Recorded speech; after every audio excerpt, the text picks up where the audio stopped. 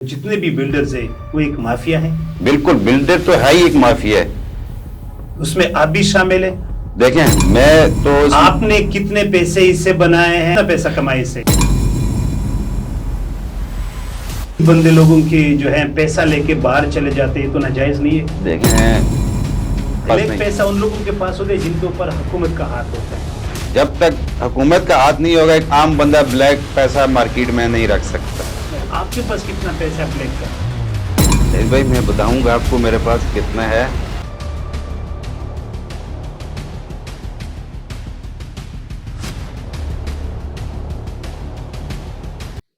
अस्सलाम वालेकुम, मैं हूं सईद खान। आप लोग देख रहे हैं वाह पाकिस्तान डिजिटल। नाजरीन, जैसा कि आप लोगों को पता है कि हाल ही में पाकिस्तान बहुत ही मुश्किलात से गुजर रहा है। बहुत ज़्यादा मुश्किलात है पाकिस्तान में। अगर एक गरीब बंदा कराची में घर खरीदना चाहता हो और वो अपने बच्चों के लिए छत बनाना चाहते हो तो उनके क्या तरीके कार है? क्या गरीब बंदा इस मुश्किल हालात में अपना घर बना सकता है या खरीद सकता है? नाजरीन, इस वक्त हमारे साथ स्टूडियो में मौजूद है जायदाद रियल एस्टेट के एक्सपर्ट राजा सफीर साहब। सबसे पहले आपका बहुत बहुत शुक्रिया, आपने कीमती वक्त दिया। राजा सफीर साहब, आप हम सिर्फ ये बताइएगा कि हालात बहुत मुश्किल हैं, महंगाई भी बहुत ज़्यादा है, लोग भी परेशान हैं।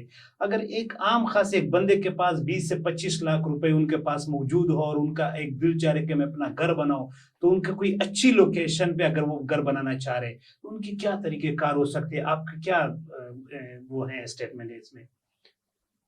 बिस्मिल्लाहिर्रहमानिर्रहीम। शुक्रिया सईद भाई आपका, आपने मुझे बुलाया। जहाँ तक कि एक मिडिल क्लास बंदे के लिए इस टाइम पे कराची में घर लेना तो मुश्किल है। महंगाई इतनी हो गई है कि एक गरीब आदमी के लिए 3 टाइम का खाना थोड़ा मुश्किल हो रहा है, बच्चों की स्कूल की फीसें मुश्किल हो रही हैं, फिर बिजली इतनी महंगी हो रही है। तो मिडिल क्लास बंदे की तनख्वाह इतनी 25-30 हज़ार रुपये होगी कि वो बच्चों की फ़ीस दे, घर के अखराजात चलाए, बिजली के बिल दे, गैस के बिल दे। लेकिन फिर भी अल्हम्दुलिल्लाह कराची के एक शहर ऐसा है, इस शहर को हमने अपने बड़ों से सुना है कि एक गरीब की माँ है। तो अल्लाह का करम है कि चलो शहर में अगर एक मिडिल क्लास बंदा नहीं रह सकता तो शहर से हट के भी जैसे सरजानी की तरफ हो गया, सुपर हाईवे हो गया, कुरंगी की तरफ हो गई, बल्दिया हो गई, तो यहाँ पे आसानी से मिल जाते हैं उनको घर 20 से लाख से लेके 50 लाख रुपए के अंदर। तो इंस्टॉलमेंट पे भी मिल सकते हैं, कैश पे भी मिल सकते हैं। तो ये मतलब है, या कोई जो प्रोजेक्ट बनते हैं उसमें इंस्टॉलमेंट की सूरत में भी उनको घर मिल सकते हैं, आसानी से मिल सकते हैं उनके लिए।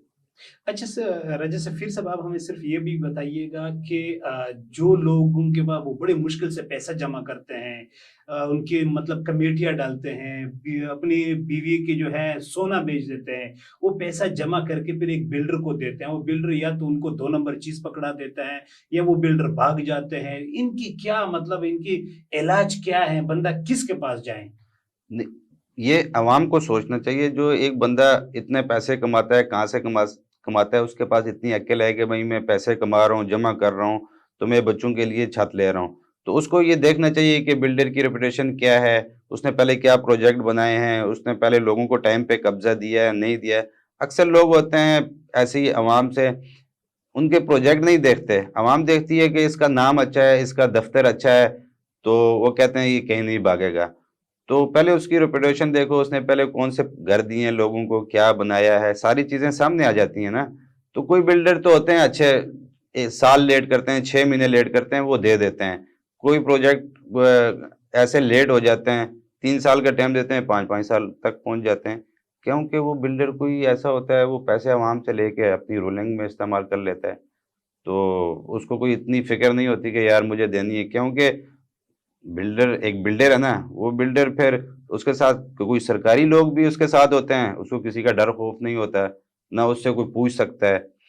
कोई जो अच्छे बिल्डर हैं, जो काम करते हैं, टाइम पे दे देते हैं, اگر ان کا بھی لیٹ ہوتا ہے تو پھر سرکاری کاموں کی وجہ سے کسی کا نقشہ پاس نہیں ہو رہا ہے, پانی کی لائن نہیں مل رہی, NOC نہیں مل رہی, تو اس میں بھی کوئی بلڈر ہوتے ہیں جن تھوڑا سا سال 2 سال پروجیکٹ ان کے لیٹ ہو سکتے ہیں. نہیں, کچھ ایسے پلاٹ بھی ہم نے دیکھے کہ وہاں پہ 60 گز کا پلاٹ ہوتے ہیں, تو پھر ان کے اوپر 5 6 منزلہ عمارت جو ہے کڑی ہو جاتی ہے, پیسہ ان سے سمیٹ لیتے ہیں, اگلے دن ان کے پاس جو ہے SBC کڑی ہو جاتی ہے, ان سے وہ توڑوانے کی کوشش کرتے ہیں. تو ان کے کیا علاج ہے, وہ کیا پہلے وہاں پہ ان کے کیا مسئلے مسائل ہے, اگر وہ SBC سے کمپلیٹ نہیں ہوتی ہے یا اس کے کچھ اور مسئلے مسائل ہوتے ہیں, وہ بندہ تو رول جاتا ہے, ان کے پیسے تو اس نے تو دیے ہوتے ہیں لیکن وہ پیسے انہی کے ضائع ہوتے ہیں, وہ بلڈر قبضے میں نہیں آتے, ان کا گرفت نہیں ہوتی. یہ جو بندہ ایک پیسہ خرچ کر رہا ہے, اس نے اتنی مشکل سے پیسہ کمایا ہے, اس کو یہ چیز سوچنی چاہیے کہ یار ایک چیز مجھے مل رہی ہے, ادارے ہیں ہمارے, مطلب ہے وہ جائے پیپر لے کے پہلے وہ ویریفیکیشن کرائے, یہ کراتے نہیں ہیں, صرف بلڈر کے منہ پہ زبان پہ لے لیتے ہیں.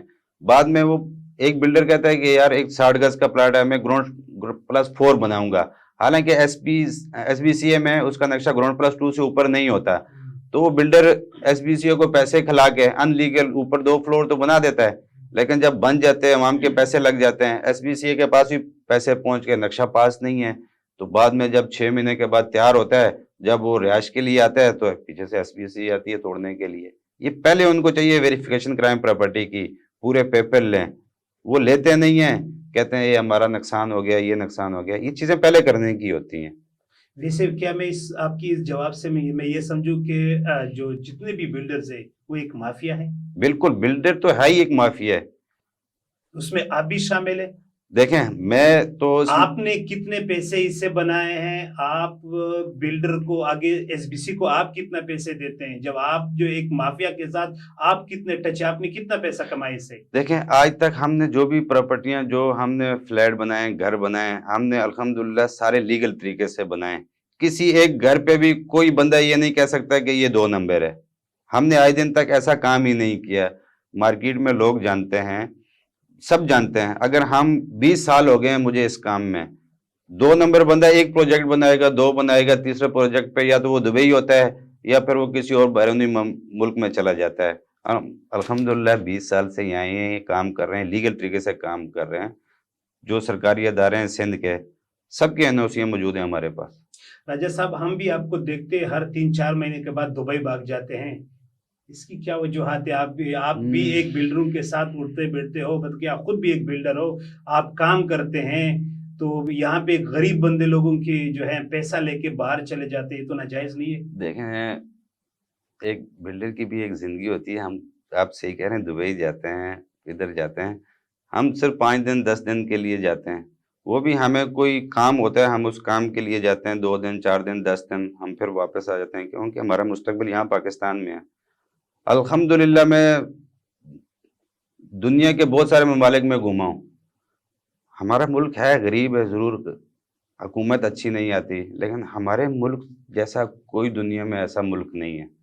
جو یہاں کے لوگ بھی ہیں, ایک دوسرے کے ساتھ تعاون بھی کرتے ہیں. آپ کسی اور ملک میں چلے جائیں, ایسا تعاون ایسا پیار کسی ملک میں نہیں ملتا ہے. وہاں لوگ اپنی اپنی ہوتی ہے, ہر کسی کو 9 to 5 PM جاب بس.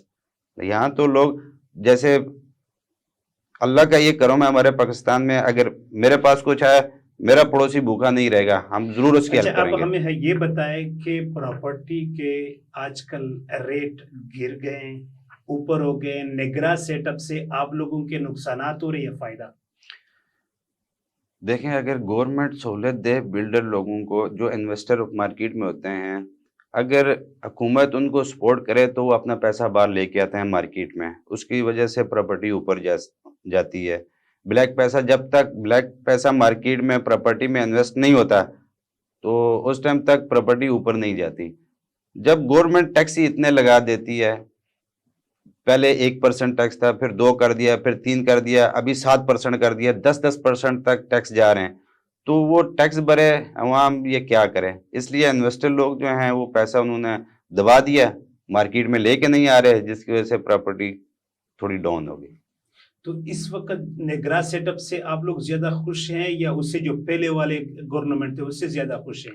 دیکھیں خوش تو ہم کسی سے بھی نہیں ہیں. جو بھی آیا ہے اس نے مہنگائی کی ہے, عوام کے اوپر بوجھ ڈالا اس نے, عوام کی کوئی دیکھ بھال کرنے والا نہیں ہے. جو ہے سب اپنے گھر تو ان کے بن جاتے ہیں, دبئی میں بھی بن جاتے ہیں, لندن میں بن جاتے ہیں, جزیرے خرید لیتے ہیں, لیکن غریب عوام وہاں وہیں کی وہیں ہے. کر لیا کہ بھائی مارکیٹ میں بلیک پیسہ ہے, بلیک پیسہ جب باہر آتے ہیں تو مارکیٹ کی ویلیو اوپر جاتی ہے پراپرٹی کی, جب وہ دب جاتی ہے تو نہیں. آپ اب مجھے صرف یہ بتائیں کہ آپ کے پاس کتنا پیسہ ہے بلیک کا؟ سعید بھائی میں بتاؤں گا آپ کو میرے پاس کتنا ہے, لیکن ایک عام سے بندے کو بھی پتہ ہے کہ مارکیٹ میں بلیک پیسہ تو ہے. کیوں ہے؟ جب تک گورنمنٹ عوام کو سہولت نہیں دے گی, اس کے اوپر آپ اتنے سارے ٹیکس لاگو کر دو گے تو وہ ٹیکس کہاں سے اتنے دے گی؟ تو ظاہر ہے وہ بلیک پیسے ہی رکھے گی, مارکیٹ میں رکھے گی. ابھی آپ بینک کے پاس چلے جاؤ, ایک چیک لے کے جاؤ کیش لینے کے لیے, 20 لاکھ روپے کا ایک چیک لو.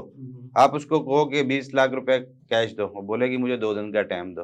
بینک کے پاس 20 لاکھ روپیہ نہیں ہوتا ہے, ایک دن ہم نکال لیں. بلیک پیسہ دیکھو مارکیٹ میں بوریوں کے حساب سے پڑا ہوا ہے. کیوں بینکوں میں کیوں نہیں ڈالتے لوگ؟ ٹیکس اتنے لگ جاتے ہیں, پوچھ گچھ ہوتی ہے کہاں سے آ رہا ہے پیسہ, کدھر سے لایا, کیا کمایا. 14% ٹیکس کون دے گا اس پہ؟ ابھی کچھ عرصہ پہلے انہوں نے کیش ڈرا کرنے کے لیے ایک ٹیکس تھا 1 لاکھ روپے کے اوپر 600 روپیہ, وہ کچھ عرصے کے لیے ختم کر دیا تھا, ابھی پھر دوبارہ سے لگا دیا. اب کیش کیسے نکالیں گے؟ جو تھوڑے بہت بینکوں میں پیسے تھے وہ بھی لوگ اپنے گھروں پہ رکھیں گے, تجوریوں میں ڈال کے رکھیں گے. دوسرا آپ نے یہ پوچھا میرے پاس بلیک پیسہ ہے. میرے پاس تو الحمدللہ 20 سال سے کام کر رہا ہوں, ٹیکس پیئر ہوں, ہر چیز ہے. آج دن تک ہم نے لاکھ روپے بھی کیش نہیں رکھا, جو بھی ہوتا ہے ہمارا بینک کے اندر ہوتا ہے. تو آپ یہ سوال بڑے بڑے بلڈروں سے پوچھیں جن کے پاس بلیک پیسہ ہے, جو گورنمنٹ میں بھی انوالو ہوتے ہیں, جن کے اوپر گورنمنٹ کا ہاتھ ہوتا ہے. بلیک پیسہ ان لوگوں کے پاس ہوتا ہے, ہم اچھا جیسے لوگوں یعنی کے پاس بلیک نہیں. پیسہ ان لوگوں کے پاس ہوتا ہے جن کے اوپر حکومت کا ہاتھ ہوتا ہے. جب تک حکومت کا ہاتھ نہیں ہوگا ایک عام بندہ بلیک پیسہ مارکیٹ میں نہیں رکھ سکتا. اچھا یہاں پاکستان میں یہی تو حال ہے کہ ایک چھوٹا بندہ, مڈل کلاس آدمی, چھوٹا بلڈر, چھوٹی پراپرٹی والا بروکر, وہ بلیک پیسہ نہیں رکھ سکتا جب تک حکومت کا ہاتھ اوپر نہ ہو. ابھی آپ خود دیکھیں, تھوڑا سا ایکشن لیا, کتنی چینی کی بوریاں نکل رہی ہیں, بلیک چھپا کے رکھی ہوئی, بلیک پیسہ نکل رہا ہے. جب ایکشن ہوگا تو یہ ساری چیزیں سامنے آئیں گی. جب حکومت کا ہی ہاتھ ہوگا ان کے اوپر تو کیا ہوگا؟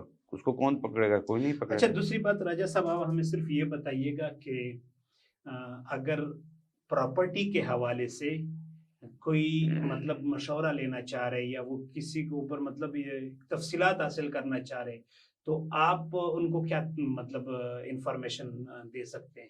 نہیں دیکھیں نا, کوئی اگر ایک بندہ مطلب کہاں پہ پراپرٹی اس وقت خریدنا چاہتے ہیں, مطلب میں اسکیم 33 میں خریدوں, کہاں خریدوں, مطلب یہ اس کا والے سے آپ اپنے ایک بجٹ بنائیں گے کہ یار مجھے اتنے بجٹ میں, پھر اس حساب سے آپ وہ ایریا میرا ڈیسائیڈ 30 کریں گے. لاکھ کا بجٹ ہے. اگر آپ 30 لاکھ کا آپ کا بجٹ ہے تو آپ اسکیم 33 چلے جائیں, سرجانی چلے جائیں, کرنگی کی طرف آپ کو مل جائے گا.